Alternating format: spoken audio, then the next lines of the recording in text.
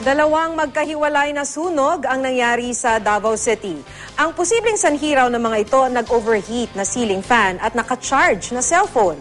Sa Navotas City naman, namatay ang isang residente dahil daw sa kapal ng usok na dulot ng sunog sa 4 na bahay. Makibalita tayo kay Tech Ocampo ng GMA Davao. Nilamon ng apoy ang 4 na magkakatabing bahay sa barangay Daang Hari, Navotas City kaninang madaling araw. Dahil sa matinding usok, namatay ang 58 taong gulang na residenteng si Alberto Garcia. Posibleng suffocation daw ang ikinamatay ng biktimang nakita malapit sa kanyang higaan. Inakyat pa ang labi ng biktima sa bubong ng kapitbahay para mailayo sa apoy. 2 pang residente ang nasugatan sa sunog. Inaalam pa ang sanhi ng apoy. Nasunog din ang ika-4 na palapag ng isang gusali sa Davao City. Napag-alamang nag-overheat na ceiling fan ang sanhi ng apoy. Tinatayang nasa kalahating milyong piso ang halaga ng napinsalang ari-arian.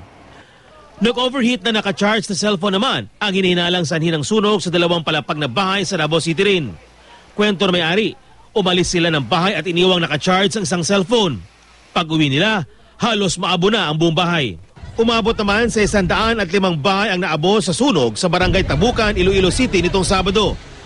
Ayon sa mga bombero, mabilis na kumalat ang apoy dahil sa malakas na hangin. Dagdag pa sa nagpahirap sa mga bombero ang masikip na daanan. Napula ang sunog matapos sa mahigit 2 oras. Inaalam pa ang sanhi ng apoy.